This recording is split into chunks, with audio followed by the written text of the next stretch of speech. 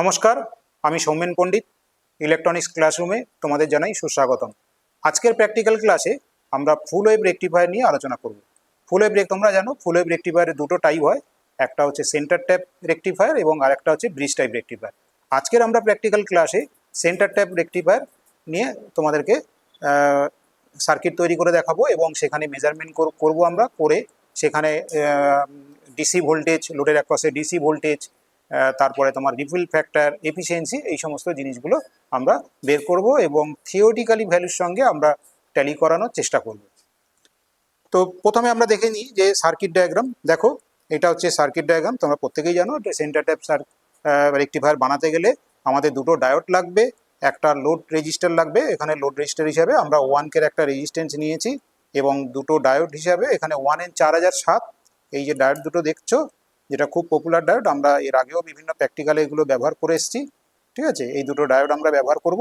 আর AC source থেকে মানে আমরা ব্যবহার করব যেটা, সেটা 230 ভোল্ট থেকে আমরা ডাউন করব স্টেপ ডাউন ট্রান্সফরমার সাহায্যে। এই ট্রান্সফরমার রয়েছে এখানে। এই ট্রান্সফরমারটা কিন্তু সেন্টার ট্যাপ টাইপ ট্রান্সফরমার। ঠিক আছে, এটা 12-0-12 ট্রান্সফরমার। অর্থাৎ এখান থেকে দেখো, এটা হচ্ছে প্রাইমারি সাইড, 230 ভোল্ট এখানে আসছে, আর এই দিক থেকে 12-0-12 ভোল্ট এসি তুমি পাচ্ছ সেন্টার ট্যাপ ট্রান্সফরমার থেকে। তো চলো তাহলে আমরা সার্কিটটা আগে তৈরি করে ফেলি। তো প্রথমে আমরা ডায়োডের কানেকশন করে ফেলি। দেখো, ডায়োড কানেকশন করতে গেলে প্রথমে ডায়োডের আগে লিডগুলোকে তোমাকে বুঝে নিতে হবে। ঠিক আছে, তো লিডের দেখো এখানে রিং আছে, হোয়াইট কালারের রিং তুমি দেখতে পাচ্ছ। তো তার মানে এইটা আছে ক্যাথোড আর এই দিকটা আছে অ্যানোড। তাহলে সার্কিট অনুযায়ী এই কানেকশন করলাম। অ্যানোডের সঙ্গে তোমার যে সাপ্লাইয়ের একটা টার্মিনাল কানেক্ট করে দিলাম। আচ্ছা, এবার নেক্সট দেখো আরেকটা ডায়োড নিলাম। সেই ডায়োডের তোমার এখানে দেখো এই যে রিংটা তুমি দেখতে পাচ্ছ, তার পাশেটা তাহলে ক্যাথোড অর্থাৎ নেগেটিভ, আর এটা হচ্ছে পজিটিভ। তাহলে এই পজিটিভটা অর্থাৎ অ্যানোডটা আর একটা যে ট্রান্সফরমার এন্ড আছে সেই এন্ডের সঙ্গে কানেক্ট করে দিলাম। দিয়ে দুটো ডায়োডের ক্যাথোড দুটোকে এখানে শর্ট করতে হবে, আমরা তাই এক ভার্টিক্যাল লাইনের সঙ্গে কানেক্ট করে দিলাম। ঠিক আছে, এক মিনিট জাস্ট, এই যে শর্ট করে দিলাম। এইবার আমাদের কি করেছে, এই যে যেখানে ডায়োডের ক্যাথোড দুটোকে শর্ট করলাম সেখান থেকে দেখো একটা রেজিস্টার লাগানো আছে, লোড রেজিস্টার। এখানে আমরা 1K নিয়েছি, তো এই 1K একটা রেজিস্টার এখানে কানেক্ট করলাম, করে সেটাকে একদম যে গ্রাউন্ড পয়েন্ট মানে সেন্টার ট্যাপের এই যে গ্রাউন্ড পয়েন্ট 0 পয়েন্ট, সেই 0 পয়েন্টের সঙ্গে কানেক্ট করে নিলাম। কেননা সেন্টার ট্যাপের যে 0 পয়েন্ট, সেই 0 পয়েন্টটা আমরা নিচে যে হরাইজন্টাল রেল, সেই রেলের সঙ্গে কানেক্ট করে রেখেছি। তাহলে এখন আমাদের সার্কিট রেডি। এইবার আমরা কি করব, এইবার আমরা সিআরওর সাহায্যে আমরা দেখে নেবো, যে ওয়েভ ফর্মটা চেক করে নেবো যে ওয়েভ ফর্ম আসছে কিনা। যদি ওয়েভ ফর্ম চলে আসে তাহলে আমরা বুঝবো যে ঠিক আছে। তার আগে একটু কানেকশনটা সিআরওর সঙ্গে কানেক্ট করে নিই, টার্মিনালটা কানেক্ট করে নিই সিআরওর সঙ্গে। সিআরওর যে নেগেটিভ যে টার্মিনালটা অর্থাৎ কমনটা, সেটা এখানে কমন রেলে দিয়ে দিলাম, আর লোডের অ্যাক্রসে সিআরওর পজিটিভ টার্মিনালটা কানেক্ট করে দিলাম। ঠিক আছে, এইবার আমরা সিআরওতে চেক করি, যে ওয়েভ ফর্মটা চেক করি। ঠিক আছে, দেখো সিআরওর স্ক্রিনে দেখো এখন দেখতে পাচ্ছ তোমরা যে সিআরওতে আমাদের যে ওয়েভ ফর্ম আমরা চাইছিলাম সেই ওয়েভ ফর্ম চলে এসছে। প্রত্যেকটা হাফ সাইকেল অর্থাৎ পজিটিভ এবং নেগেটিভ হাফ সাইকেল বোথ ওপরে চলে এসছে, অর্থাৎ নিচের দিকে কোনোটাই আর নেই। অর্থাৎ এখানে ফুল ওয়েভ রেকটিফায়ারের নিয়ম কি, যে তোমার লোডের মধ্য দিয়ে কারেন্ট ফ্লো হবে বোথ সাইকেলের জন্য, এবং তার ফলে আমরা ওয়েভ ফর্ম মানে লোডের অ্যাক্রসে যে ভোল্টেজ পাবো সেটা প্রত্যেকটা হাফ সাইকেলের জন্যই ভোল্টেজটা পেয়েছি। দেখো, এই হাফ সাইকেলের জন্য পেয়েছি, এই হাফ সাইকেলের জন্য পেয়েছি, এই হাফ সাইকেলের জন্য পেয়েছি। তাহলে এই ওয়েভ ফর্ম দেখে আমরা বুঝে নিলাম যে আমাদের সার্কিট ঠিক আছে। এবং আমরা যখন থিওরিটিক্যাল ক্লাসে যখন আমরা করেছিলাম তখন এইভাবে এই ধরনের ওয়েভ ফর্মই তোমাদেরকে দেখিয়েছিলাম। তো সেই ওয়েভ ফর্ম এখানে প্র্যাকটিক্যালি আমরা সিআরওতে সেটাই দেখতে পেলাম। তাহলে আমাদের রেকটিফায়ার সার্কিট ঠিক আছে। এইবার আমরা মেজারমেন্ট করব, মাল্টিমিটার এবং সিআরও প্রয়োজনে আমরা মেজারমেন্টগুলো কমপ্লিট করব। তা প্রথমে আমরা তাহলে মেজারমেন্টগুলোর দিকে আসি। তো প্রথমে আমরা ডিসি ভোল্টেজ মেজারমেন্ট করব। এখন আমরা মাল্টিমিটার দিয়ে বিভিন্ন প্যারামিটারসগুলো মেজারমেন্ট করব, পাশাপাশি যখন প্রয়োজন পড়বে তখন সিআরওর দিকেও যাব। তো প্রথমে আমরা যে ট্রান্সফরমার যে সেকেন্ডারি সাইডের যে ভোল্টেজ অর্থাৎ রেকটিফায়ারের ইনপুটে যে এসি ভোল্টেজ দিচ্ছি তার আরএমএস ভ্যালুটা মেজারমেন্ট করে নেব। তো মাল্টিমিটারকে প্রথম কি করতে হবে, আগে এসিতে আমরা সেট করে নেব মাল্টিমিটার রোটারি সুইচটাকে, এবং এসি রেঞ্জে থাকবে, এখানে সেট করে নিয়েছি অলরেডি।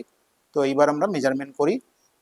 মেজারমেন্ট করবো কি সেন্টারের রেসপেক্টে, সেন্টারে তো 0 ভোল্টে, সেন্টারের রেসপেক্টে যে কোনো একটা টার্মিনালের ভোল্টেজ। তাহলে এখানে ব্ল্যাকে ঠেকিয়ে দিলাম, আর যে কোনো একটা টার্মিনালের ভোল্টেজ আমরা এখানে পাচ্ছি 13.2, 13.2। তাহলে এখানে আমি নোট করে নিই 13.2 ভোল্ট পেয়ে গেলাম। এইবার এখান থেকে আমি কি করব না, ক্যালকুলেটেড ডিসি ভোল্টেজ, যে এই যে 13.2 আমি ভোল্ট পেলাম, সেটা থেকে ডিসি ভোল্টেজ পাবো। ডিসি ভোল্টেজের ফর্মুলা এখানে কি 0.9 ইন্টু ভিআরএমএস, মানে তোমার আমরা এখানে তাহলে করব কি 0.9 ইন্টু 13.2, যে আরএমএস ভোল্টেজটা পেলাম।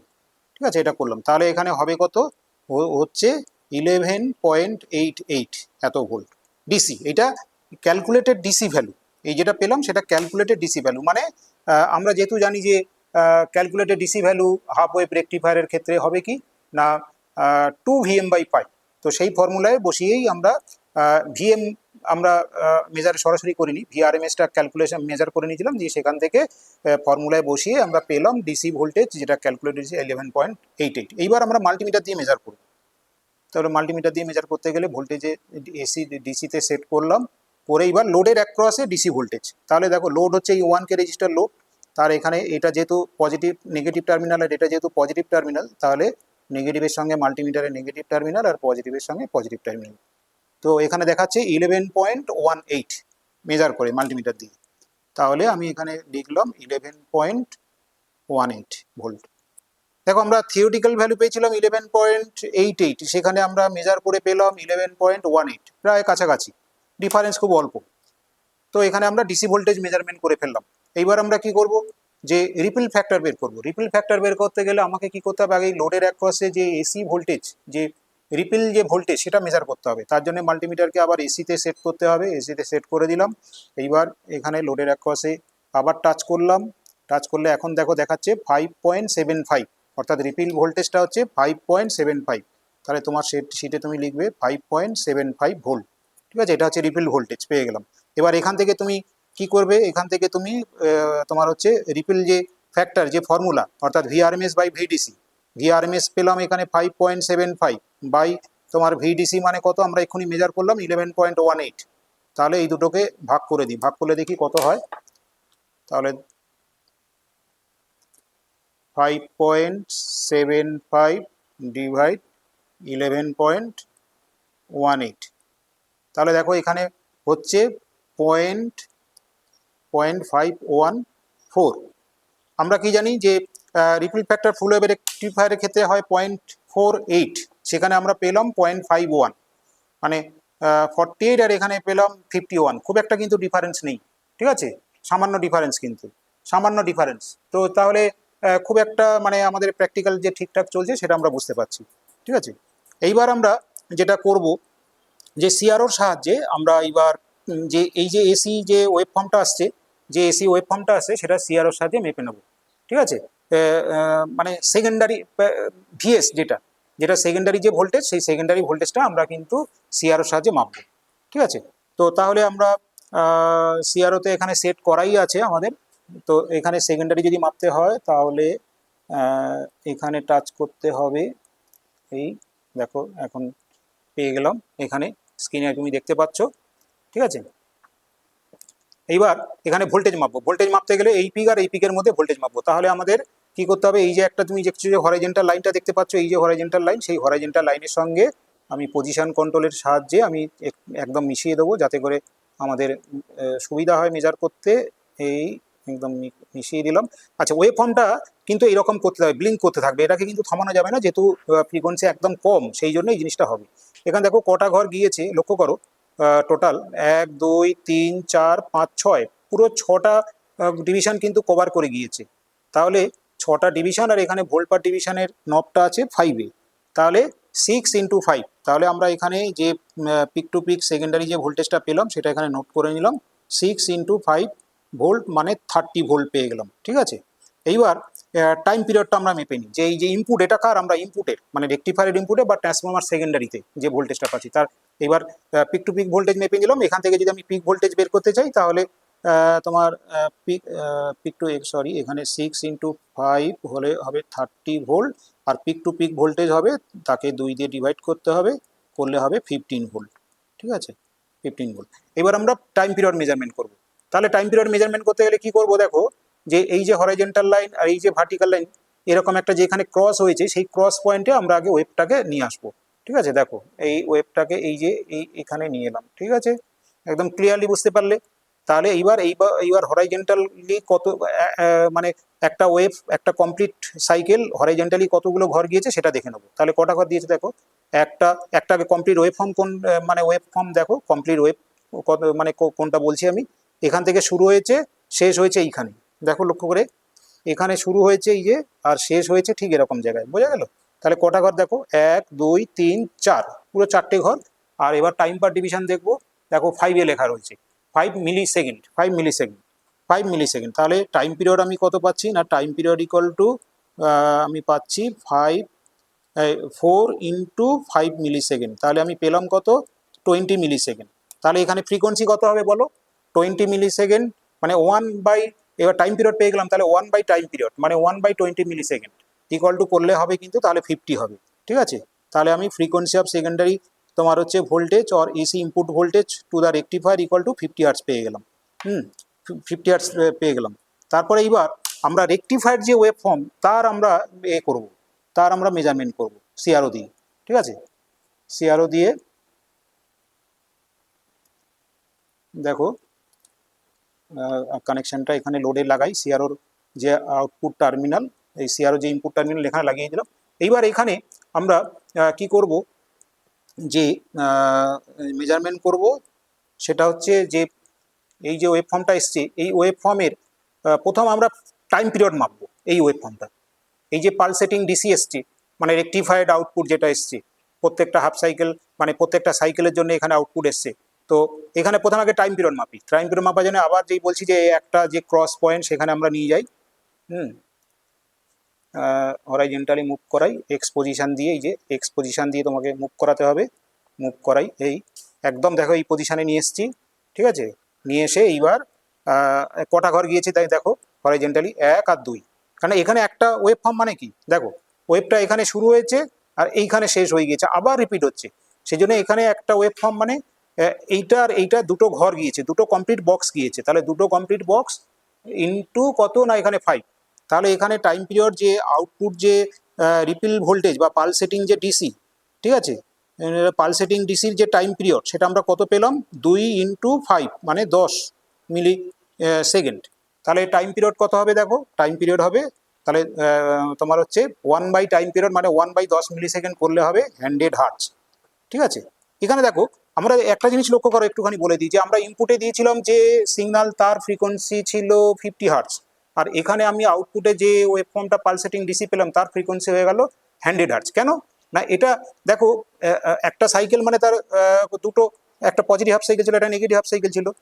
ঠিক আছে, আর যখন রেকটিফাই হয়ে গেল সেটা তখন পজিটিভ হাফ সাইকেলটা পজিটিভ দিকে আছে আর নেগেটিভটাও উল্টো দিকে মানে পজিটিভ দিকে চলে গিয়েছে, মানে এই পজিটিভ দিকে চলে গিয়েছে।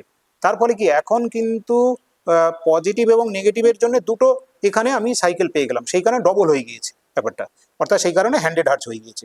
ঠিক আছে, তাহলে আমরা সিআরওর সাহায্যে মেজারমেন্ট করলাম। এবার আমরা চলে আসি আবার এদিকে মানে মিনস এখন আমরা এফিসিয়েন্সি বের করতে চাইছি, রেকটিফায়ারের সাহায্যে মাল্টিমিটারের সাহায্যে মেজারমেন্ট করে এফিসিয়েন্সি বের করব। তাহলে এফিসিয়েন্সি বের করতে গেলে ডিসি ভোল্টেজ প্রথমে আগে আমাদের ডিসি পাওয়ারটা বের করতে হবে, কারণ এফিসিয়েন্সির ফর্মুলা আমরা প্রত্যেকেই জানি যে পিডিসি বাই পিএসি ইন্টু 100। ঠিক আছে, তাহলে পিডিসিটা আগে বের করতে হবে, পিডিসি এই পিডিসিটা মানে ডিসি পাওয়ার মানে লোডের এককসে কতটা ডিসি পাওয়ার আসছে, তাহলে সেটা বের করতে গেলে লোডের এককসে ডিসি ভোল্টেজ জানা আছে, মেজার করে নিয়েছিলাম আগে। এবার ডিসি কারেন্টটা মাপি তাহলে মাল্টিমিটারের সাহায্যে, তাহলে মাল্টিমিটারের আগে প্রপ সেটিং করি, কারেন্ট মাপবো ডিসি কারেন্ট, তাহলে ডিসিতে দিলাম কারেন্ট রেঞ্জে দিলাম আর ডিসিতে আছে। এইবার প্রপটাকে চেঞ্জ করে এখান থেকে কারেন্টের নিয়ে এলাম, এই নিয়ে এসে এইবার কারেন্ট মাপবো। তাহলে কি করতে হবে, লোডের সঙ্গে যার ভিতর দিয়ে কারেন্ট মাপবো, যে লোডের ভিতর দিয়ে মানে 1K রেজিস্ট্যান্স যেখানে লোড তার সঙ্গে সিরিজে লাগাতে হবে। তাহলে মিটারের পজিটিভ প্রপটা পজিটিভ টার্মিনালের সঙ্গে সোর্সের লাগিয়ে দিলাম, খুলে দিলাম, আগে প্রথমে লোডটা খুললাম, খুলে সিরিজে যেহেতু লাগাতে হবে এই জন্য খুলে দিয়েছিলাম, দিলাম। এইবার দেখো পজিটিভটা মাল্টিমিটারের পজিটিভটা পজিটিভের সঙ্গে লাগালাম আর এটা এখানে লাগালাম লোডের সঙ্গে, আমি হাত দিয়ে টাচ করি, কম ভোল্টেজ আছে কোনো অসুবিধা নেই। তাহলে এখানে মিটার আমার দেখাচ্ছে 11.33 মিলি অ্যাম্পিয়ার দেখাচ্ছে, 11.33 মিলি অ্যাম্পিয়ার ডিসি কারেন্ট দেখাচ্ছে। আমি 11 পয়েন্ট ডিসি 11 33। তাহলে আমি এখানে কারেন্টটা মার্ক করে নিলাম 11 point DC current 11.33 milliampere DC current পেলাম এটা। তাহলে পাওয়ারে মানে ডিসি পাওয়ার তাহলে কত পেলাম, তাহলে এখান থেকে ক্যালকুলেশন করে আমরা পেয়ে যাব ডিসি ভোল্টেজ কত পেয়েছিলাম দেখো 11.18, তাহলে 11.18 ইন্টু কারেন্ট পেলাম 11.33, তাহলে ডিসি পাওয়ার কত হবে, ডিসি পাওয়ার কত হবে ক্যালকুলেশন করে নিই।